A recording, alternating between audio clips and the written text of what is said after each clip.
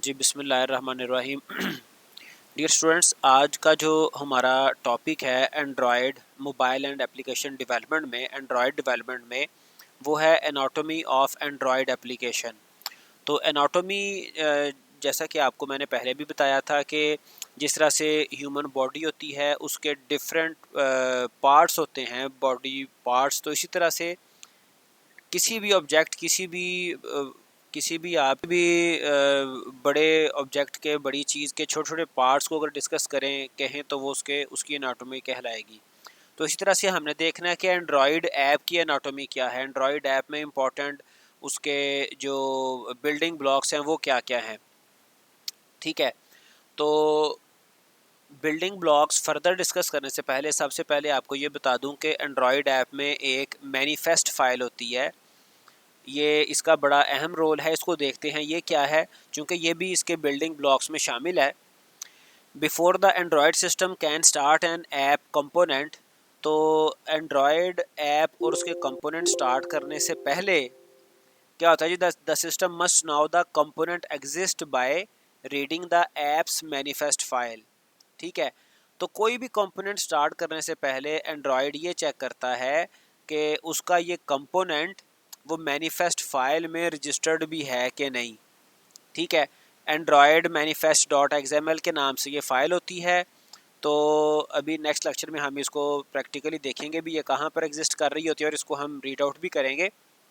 ठीक है, तो जब कोई भी कंपोनेंट हमारा ऐप का वो स्टार्ट होता है तो पहले वो ये चेक किया जाता है कि वो कंपोनेंट मैनिफेस्ट फाइल में मौजूद भी है कि नहीं। ठीक है जी, so that this file is the important one. Your app must declare all its components in this file, which must be at the root of the app project directory। तो दूसरे लफ्ज़ों में हम ये भी कह सकते हैं कि हमारी ऐप के जितने भी कंपोनेंट्स हैं वो यहाँ पर डिक्लेयर होते हैं। जिस तरह से आपने सी लैंग्वेज, सी प्लस प्लस या डिफरेंट प्रोग्रामिंग लैंग्वेजेस आप पढ़ते हैं, उसमें वेरिएबल को यूज़ करने से पहले हम उसको डिक्लेयर करते हैं। ठीक है, तो इसी तरह से यहाँ पर कोई भी कंपोनेंट, कोई भी जो हमने कहा बिल्डिंग ब्लॉक्स हैं, एनाटॉमी ऑफ एंड्रॉयड है, वो सारे जो इसके इंपॉर्टेंट कंपोनेंट्स हैं उनको यूज़ करने से पहले हमें मैनिफेस्ट फाइल में डिक्लेयर करना पड़ता है। ठीक है, तो the manifest file does a number of things in addition to declaring the app's component. तो इसका काम सिर्फ ऐप कंपोनेंट को रजिस्टर्ड करना नहीं होता। ठीक है जी, इसका सिर्फ इतना मकसद नहीं है कि आप इसमें जो आपके कंपोनेंट्स हैं ऐप के उनको डिक्लेयर करें, इसके अलावा भी इस फाइल की इम्पोर्टेंस है। ऐप के कंपोनेंट्स को डिक्लेयर करने के अलावा ये फाइल किस किस काम आती है वो हम देखते हैं। इसका एक और इम्पॉर्टेंट काम होता है identifies any user permission. User permission आपको पता है, जिस तरह से हम जब कोई ऐप यूज़ करते हैं तो ऐप हम इंस्टॉल करते हैं, some time starting of the app और मिड में वो हमसे पूछता है जी allow to access camera of device, allow to access contacts, allow to access gallery. तो ये सारी परमिशंस हैं। ठीक है, अलाउ टू एक्सेस जीपीएस। तो जो आपकी परमिशंस हैं वो भी मैनिफेस्ट फाइल में ही आइडेंटिफाई होती हैं, यहाँ से ही हैंडल होती हैं। उसके अलावा इसका इंपॉर्टेंट काम है declares the minimum API level required by the app. तो जो मिनिमम एपीआई लेवल है वो भी मैनिफेस्ट फाइल में वो भी आइडेंटिफाई होता है, डिक्लेयर होता है। इसके अलावा डिक्लेयर्स हार्डवेयर और सॉफ्टवेयर फीचर्स यूज्ड और रिक्वायर्ड। कई एक ऐसे फीचर्स हैं हार्डवेयर के या सॉफ्टवेयर के जो कि किसी ऐप में स्पेसिफिकली यूज़ होने हो। किसी ऐप में अगर कैमरा यूज़ होना है, ब्लूटूथ यूज़ होना है, या इसके अलावा कोई और हार्डवेयर कंपोनेंट, कोई सेंसर्स यूज़ होने हैं, वो भी यहाँ पर डिक्लेयर होते हैं मैनिफेस्ट फाइल में। और उसके अलावा declares API libraries the app needs to be linked. Some time third party libraries भी लिंक करना पड़ जाती हैं। कई कई किस्म की लाइब्रेरीज होती हैं, जैसे गूगल मैप लाइब्रेरी है, इसके अलावा कोई और, तो वो भी हम यहाँ पर मैनिफेस्ट फाइल में डिक्लेयर करेंगे। What does it mean? इसका मतलब ये हुआ कि manifest file has an important role in the Android development. ठीक है जी, हम अपने सारे कंपोनेंट्स भी इसमें रजिस्टर्ड करते हैं, डिक्लेयर करते हैं। उसके अलावा परमिशंस इसमें डील हो रही होती हैं, minimum API level hardware software features और एक्सटर्नल लाइब्रेरीज जो हमने यूज़ कर रही हैं वो सारी की सारी मैनिफेस्ट फाइल में हम उनको डिक्लेयर करते हैं। ठीक है बेटा, तो ये एक इम्पॉर्टेंट हमारा एंड्रॉयड एप्लीकेशन में इसका रोल है मैनिफेस्ट फाइल का। और उसके बाद है बिल्डिंग ब्लॉक्स ऑफ एंड्रॉयड। तो एंड्रॉयड के जो बेसिक बिल्डिंग ब्लॉक्स हैं, ठीक है जी, android apps are built as a combination of components. कई एक कंपोनेंट्स होते हैं that can be invoked individually. Invoke का मतलब होता है कॉल करना। जिस तरह से आप सी लैंग्वेज में, जावा में, सी प्लस प्लस में या डिफरेंट प्रोग्रामिंग लैंग्वेजेस में कोई फंक्शन कॉल करते हैं, फंक्शन पहले बना होता है, एग्जिस्ट कर रहा होता है, उसको हम सिर्फ कॉल करते हैं, उसका फंक्शन का नाम लिखते हैं तो वो कॉल हो जाता है। तो इन्वोकिंग का मतलब होता है कॉल करना। तो एंड्रॉयड ऐप के ये कंपोनेंट्स का कॉम्बिनेशन होता है जिनको हम individually one by one after a specific आप कह सकते हैं कि जी कोई एक्शन परफॉर्म करने पे उसको हम कॉल कर सकते हैं, इन्वोक कर सकते हैं। कोई जो आपका बटन क्लिक होने पर कॉल किया जा सकता है या किसी और इवेंट पे कॉल किया जा सकता है। तो ये बहरहाल इंडिविजुअली कॉल होंगी हमारे जो डिफरेंट कंपोनेंट्स हैं। For example an activity is a type of app component that provides a user interface. तो जो डिफरेंट कंपोनेंट्स हैं उनमें से एक्टिविटी एक इम्पॉर्टेंट कंपोनेंट है। ये जो कंपोनेंट है ये हमें यूज़र इंटरफेस प्रोवाइड करता है। ठीक है जी, व्हाट डज इट मीन कि हमारी एंड्रॉयड पे जितनी भी स्क्रीन्स हमें नज़र आ रही होती हैं, फ्रंट एंड जितना भी है वो कौन प्रोवाइड करता है, वो हमें एक्टिविटी प्रोवाइड करती है।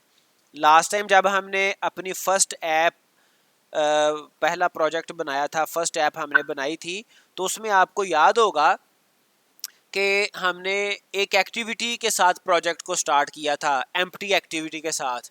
ठीक है, और उस एक्टिविटी के साथ दो फाइल्स थी एंड्रॉयड स्टूडियो में। एक थी जावा फाइल, ठीक है जी, और एक फ़ाइल थी एक्सएमएल फ़ाइल। और मैंने आपको बताया था कि जो एक्सएमएल फ़ाइल है इसके ज़रिए से हम एक्टिविटी का फ्रंट एंड बनाते हैं। ठीक है, फ्रंट एंड एक्टिविटी का एक्सएमएल फाइल के ज़रिए से बनाया जाता है और उस फाइल के ऊपर फंक्शनैलिटी क्या परफॉर्म होनी है वो जावा फाइल के ज़रिए से हम जावा कोडिंग के ज़रिए से बताते हैं। तो बहरहाल एक्टिविटी बेसिक कंपोनेंट है जो कि यूज़र इंटरफेस प्रोवाइड करता है। The main activity starts when the user taps your apps icon. जब हमारे मोबाइल पे हमारी ऐप का आइकन बना हुआ होगा, हम उसके ऊपर डबल क्लिक करेंगे, ओपन करेंगे, तो उस वक्त मेन एक्टिविटी स्टार्ट हो जाएगी। ठीक है, जो मेन एक्टिविटी है वो कब स्टार्ट होती है, जब हमारी ऐप को ओपन किया जाता है।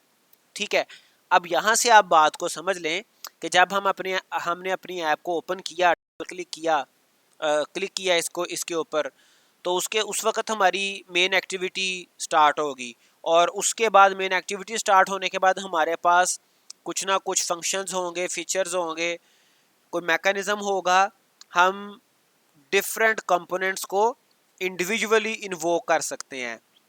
ठीक है, सबसे पहले मेन एक्टिविटी स्टार्ट होगी when we start our app, और उसके बाद जो डिफरेंट कंपोनेंट्स हैं उनको हम बारी बारी at a specific point for some specific reason for some specific requirement हम उनको इन्वोक करेंगे, कॉल करेंगे। तो app components are the essential building blocks of an app, Android app. Each component is an entry point through which the system or a user can enter your app. अब ये जो हमारे पास Android के components हैं, app के components हैं, ये essential building blocks हैं और इसके साथ इसको कहा जा रहा है एंट्री पॉइंट, यानी कि इनके ज़रिए से एंटर हुआ जा सकता है या ऐप के साथ इंटरेक्शन की जा सकती है। ठीक है जी, some components depend on others. Depend on other से क्या मुराद है, वो दूसरे कंपोनेंट्स की बेस पे, उसके बिहाफ पे रन करेंगे।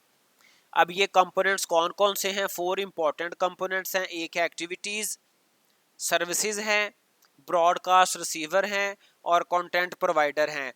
एक्टिविटीज़ तो आपको मैंने रिसेंटली बताया, अभी पहले भी डिस्कस किया कि ये हमें यूज़र इंटरफेस प्रोवाइड करती हैं। ठीक है, तो बहरहाल हम इन चारों कंपोनेंट्स को डिटेल में देखते हैं, ये क्या हैं और क्या हमें ये अपॉर्चुनिटी देते हैं। सबसे पहले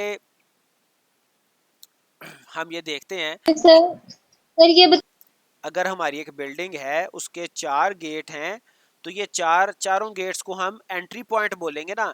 तो यहाँ पर एंड्रॉयड ऐप में हमारे पास 4 बेसिक बिल्डिंग ब्लॉक्स हैं, कंपोनेंट्स हैं। एक को हमने कह दिया एक्टिविटीज़, ठीक है, एक को हमने कह दिया सर्विसेज, एक को हमने कह दिया ब्रॉडकास्ट रिसीवर, ठीक है, और एक को हमने कह दिया कंटेंट प्रोवाइडर, ठीक है। तो ये वो 4 बिल्डिंग ब्लॉक्स हैं जो कि एंड्रॉयड ऐप के लिए एंट्री पॉइंट का काम भी करते हैं। इन चारों में से किसी एक के ज़रिए से डिपेंड्स अपॉन द सिचुएशन, हम डिफरेंट सिचुएशन में डिफरेंट कंपोनेंट्स के ज़रिए से अपनी ऐप को यूज़ करेंगे। जैसे अगर ये 4 गेट हैं, तो फ़र्ज़ करें ये वाला सबसे बड़ा गेट है।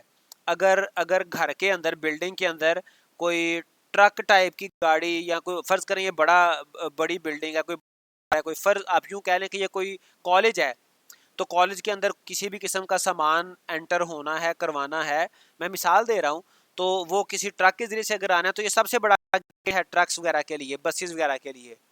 अगर कोई कार वगैरह गाड़ी आनी है तो वो, ठीक है, अगर बाइक्स वगैरह आनी है तो वो इस गेट से आनी है, अगर कोई इंडिविजुअल पैदल आ रहे हैं तो वो इस गेट से आएंगे, ठीक है। तो चारों चारों जो हमारे पास एंट्रेंसेज हैं वो डिफरेंट पर्पसेस हो रही हैं और चारों ही यूज़ होती हैं अकॉर्डिंग टू सिचुएशन।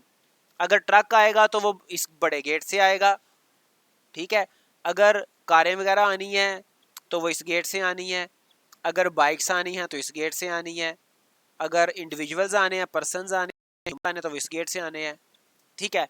तो इसी तरह से जो हमारे पास 4 कंपोनेंट्स हैं हमारी ऐप के, कौन कौन से, एक्टिविटीज़, सर्विसेज, ब्रॉडकास्ट रिसीवर और कंटेंट प्रोवाइडर, ये हमारी ऐप के एंट्री पॉइंट हैं। हम अपनी ऐप को इन चारों कंपोनेंट्स के ज़रिए से यूज़ करते हैं, but it depends upon the situation, it depends upon the requirements, ठीक है बेटा।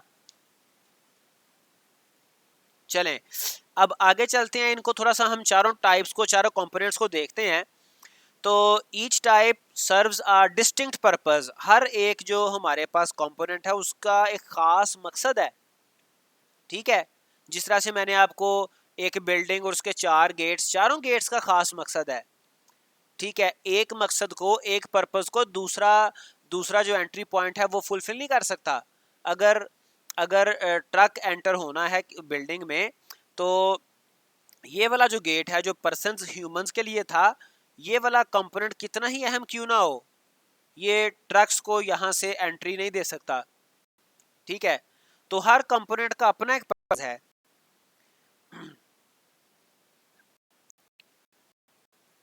Distinct and has a distinct life cycle that defines how the component is created and distracted. तो ये इसका हर कंपोनेंट का एक अपना लाइफ साइकिल भी है, किस वक्त वो स्टार्ट होगा, क्या उसने फंक्शनैलिटी परफॉर्म करनी है और कब उसने डिस्ट्रॉय होना है। जिस तरह से हमारी जो ऐप होती है, जब हम उसको स्टार्ट करते हैं, सम टाइम ऐप स्टार्ट होने के बाद हम उसको किसी दूसरी ऐप को ओपन कर लेते हैं, ये बैकएंड पे चली जाती है, ठीक है, ये भी स्टार्ट हुई है और ये बैकएंड पे चली गई, कभी वो एक्टिव रही, करते डिस्ट्रॉय, किसी वक्त में हम इसको डिस्ट्रॉय भी कर सकते हैं, ठीक है, अपनी ऐप को हम उसको अपने मेमोरी में से डिस्ट्रॉय कर सकते हैं। तो ये इसका लाइफ साइकिल कहलाता है। तो हर एक कंपोनेंट का अपना क्रिएटिंग और डिस्ट्रक्शन मैकेनिज्म है। The following slides will describe the 4 types of components building blocks. तो ये चारों को हम देखते हैं। सबसे पहला जो इम्पोर्टेंट बिल्डिंग ब्लॉक है, इम्पोर्टेंट कंपोनेंट है, वो है एक्टिविटीज़, ठीक है जी। Activities are the basic entry point for interacting with the user. ये यूज़र से इंटरेक्ट करने के लिए सबसे बेसिक एंट्री पॉइंट है। क्यों सबसे बेसिक है? It represents a single user screen. ये यूज़र स्क्रीन एक एक एक्टिविटी, एक यूज़र स्क्रीन प्रोवाइड करती है, एक यूज़र इंटरफेस प्रोवाइड करती है। हमारी एप्लीकेशन में जितनी भी स्क्रीन्स होंगी, आप कोई भी एप्लीकेशन यूज़ करते हैं, ठीक है, हर एप्लीकेशन में जितनी भी स्क्रीन्स आपको नज़र आ रही हैं, हर एक स्क्रीन के पीछे कोई ना कोई एक्टिविटी चल रही है, ठीक है जी। Although the activities work together to perform a cohesive user experience in the app, each activity is independent of the user. कोई भी एक एक्टिविटी अकेली सब कुछ नहीं कर सकती, ठीक है। सारी एक्टिविटीज मिलकर पूरी एप्लीकेशन का बिहेवियर और फंक्शनैलिटी ऑफर कर रहे होते हैं, लेकिन इसके बावजूद भी हर एक्टिविटी इंडिपेंडेंट है, ठीक है। जिस तरह से किसी भी टीम में हर प्लेयर इंडिपेंडेंट भी है और वो टीम में परफॉर्म भी कर रहा होता है, इसी तरह से हर एक्टिविटी इंडिपेंडेंट भी है और वो तमाम एक्टिविटीज़ मिलके एक कोहेसिव यूज़र एक्सपीरियंस, कोहेसिव कहते हैं, इकट्ठा उनको सेपरेटली आप करके सेपरेट कंपोनेंट्स को कुछ भी परफॉर्म नहीं कर सकते, वो इंडिपेंडेंट भी हैं और एक कोहेसिव एक्सपीरियंस भी दे रहे हैं, ठीक है जी। तो ये थी एक्टिविटीज़, इनका मोस्ट इंपॉर्टेंट फीचर आपको बता दिया, यूज़र इंटरफेस। उसके बाद है services.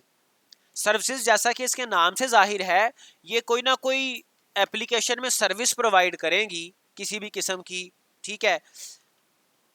Services are general purpose entry points, ये भी एंट्री पॉइंट्स है लेकिन ये जनरल पर्पस एंट्री पॉइंट्स हैं, but runs in the background.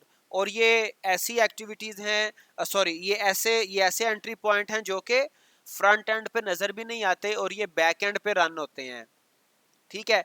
यानी कि इनकी जो परफॉर्मेंस है वो नज़र नहीं आती, runs in the background. No user interface, इसी वजह से इनका यूज़र इंटरफेस भी नहीं होता। अगर यूज़र इंटरफेस होता तो ये नज़र आते फ्रंट एंड पे, तो इनका यूज़र इंटरफेस नहीं होता, इस वजह से नज़र नहीं आते। User are mostly unaware about running of services in background, तो यूज़र्स को सम टाइम जो एप्लीकेशन के यूज़र्स होते हैं उनको पता भी नहीं चलता कि ये सर्विसेज बैक एंड पे चल रही हैं, ठीक है। Live wallpapers, notifications, screen savers are all built as services, ये सारे के सारे सर्विसेज के तौर पे एप्लीकेशन में एंड्रॉयड में काम कर रहे होते हैं। आप देख लें, आपके फ़ोन के ऊपर वॉलपेपर चल रहे होते हैं, लाइव वॉलपेपर, नोटिफिकेशंस आ रहे होते हैं, ठीक है जी, स्क्रीन सेवर्स लगे होते हैं और आपको आइडिया नहीं होता कि ये भी जनाब कोई एक्टिविटीज़ चल रही हैं। इसके अलावा अगर कोई किसी भी किस्म की कैलकुलेशन छोटी मोटी परफॉर्म होनी है, कोई ऑथेंटिकेशन होनी है, तो इस तरह की सारी चीज़ें भी बैक एंड पे एज अ सर्विस ही एक्ट कर रही होती हैं। उसके बाद है broadcast receiver. Broadcast receivers allow you to register for system और एप्लीकेशन इवेंट्स, तो ये भी सर्विसेज की ऐसी टाइप हैं जो कि क्या करती हैं कि allows you to register for system, किसी भी जगह पे रजिस्ट्रेशन के लिए और एप्लीकेशन इवेंट्स को कॉल करने के लिए ये यूज़ की जाती हैं। और आम तौर पे जिस वक्त ब्रॉडकास्ट रिसीवर चल रहे होते हैं उस वक्त हम कोई ना कोई स्टेटस बार, प्रोग्रेस बार हम चला देते हैं, ये भी यूज़र इंटरफेस डिस्प्ले नहीं करते, ठीक है जी। इनका भी मतलब कि यूज़र इंटरफेस नहीं होता। They may create a status bar, notification to alert the user when a broadcast event occurs, तो जब कोई ऐसा ब्रॉडकास्ट इवेंट अकर हो रहा होता है तो उसके सक्सेसफुल कंप्लीशन तक कोई ना कोई स्टेटस बार नोटिफिकेशन या कोई ना कोई प्रोग्रेस बार वो चल जाती है, जिसके मुकम्मल होने पर यह समझा जाता है कि ये हमारी एक्टिविटी मुकम्मल हो गई है, ठीक है, ये स्टेटस बार चल रहा होता है।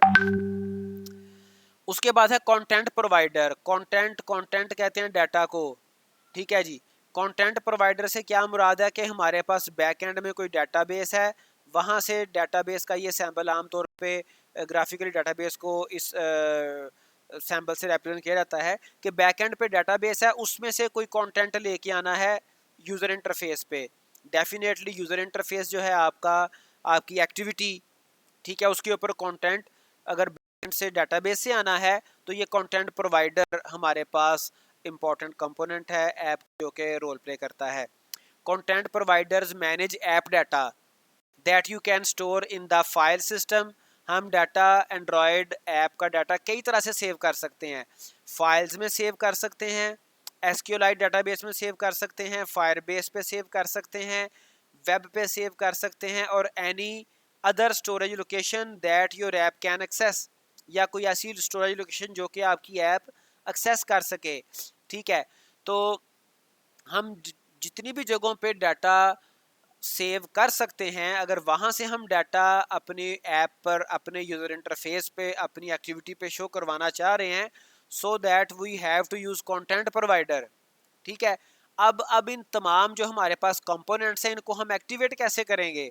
इनको जैसे हमने शुरू पे स्लाइड्स में देखा था कि ये डिफरेंट जो कंपोनेंट्स हैं, हम इनको इंडिविजुअली इन्वोक करेंगे या टर्न बाय टर्न इन्वोक कर सकते हैं। तो हम कैसे इनको इन्वोक कैसे करेंगे, एक्टिवेट कैसे करेंगे? तो इसमें यह है कि एक्टिविटीज़ हैं, सर्विसेज हैं, ब्रॉडकास्ट रिसीवर्स हैं, ये 3 टाइप के जो कंपोनेंट्स हैं, इनको हम एक्टिवेट करते हैं बाय यूजिंग इंटेंट। इंटेंट एक एसिंक्रोनस मैसेज कॉलिंग सिस्टम है। ठीक है, इंटेंट। अब इस इंटेंट के ज़रिए से हम 3 तरह के बेसिक कंपोनेंट्स को एक्टिवेट कर सकते हैं। एक्टिविटीज़ हैं, सर्विसेज हैं और ब्रॉडकास्ट रिसीवर हैं। ये इंटेंट के ज़रिए से एक्टिवेट होते हैं, इन्वोक होते हैं। जबकि जो चौथा कंपोनेंट था कंटेंट प्रोवाइडर, वो इंटेंट के ज़रिए से नहीं होता। उसका हम आगे चल के देखते हैं कि वो कैसे हम उसको एक्टिवेट करते हैं। Intents bind individual components to each other at run time. तो ये जो इंटेंट्स हैं, ये कंपोनेंट्स को, इंडिविजुअल कंपोनेंट को, इंडिविजुअल से क्या मुराद है कि एक वक्त में एक कंपोनेंट को रन टाइम पे बाइंड करते हैं, उसको कॉल करते हैं, उसको इन्वोक करते हैं। An intent is created with an intent object. तो हम इसका बाकायदा एक ऑब्जेक्ट क्रिएट करेंगे इंटेंट का। ठीक है जी। Which defines a message to activate either a specific component. Specific component को भी हम एक्टिवेट कर सकते हैं। ठीक है जी। स्पेसिफिक अगर किसी कंपोनेंट को एक्टिवेट करना है, then we have to tell the name of component explicitly.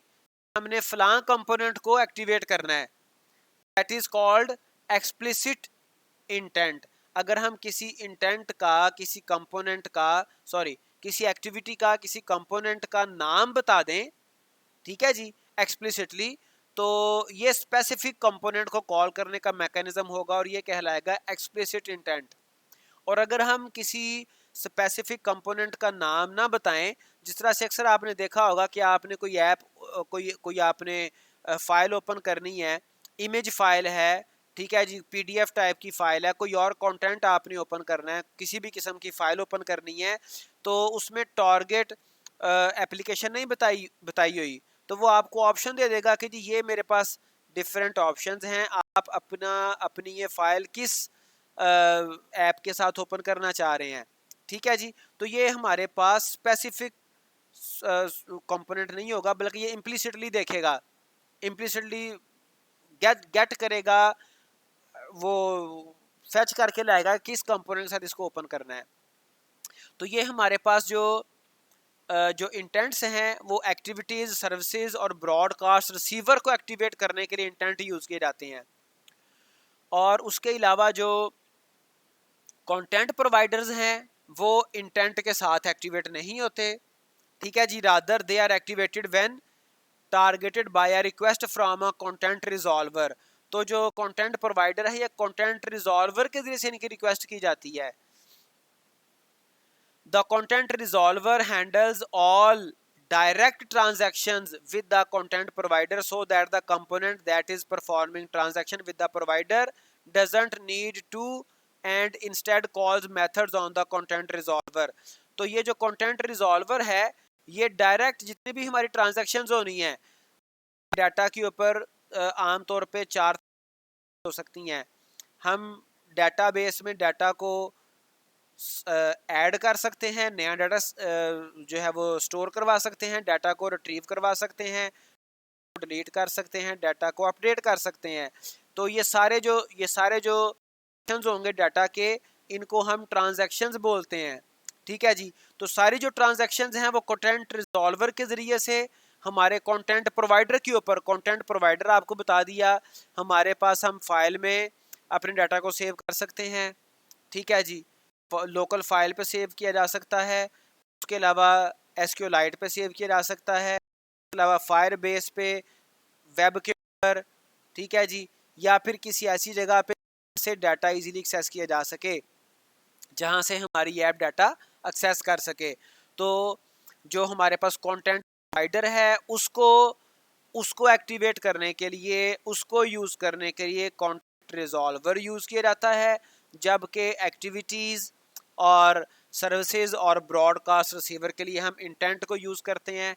तो ये कॉन्सेप्ट इंशाल्लाह ताला हम अपने जो हमारे नेक्स्ट लेक्चर्स हैं उनमें इनको देखेंगे कि हम किस तरह से इंटेंट कैसे यूज़ करते हैं, इंटेंट को यूज़ करते हुए हम एक्टिविटीज़ कैसे कॉल करते हैं, या फिर हम सर्विसेज कैसे एक्टिवेट करते हैं, या फिर ब्रॉडकास्ट रिसीवर, और फिर एट द एंड जो डाटा अगर हमने अपने ऐप का कोई कहीं पे सेव करना है तो वो हम कैसे करेंगे। जी बेटा, it is all about today's topic. Now if you have any question, if you have any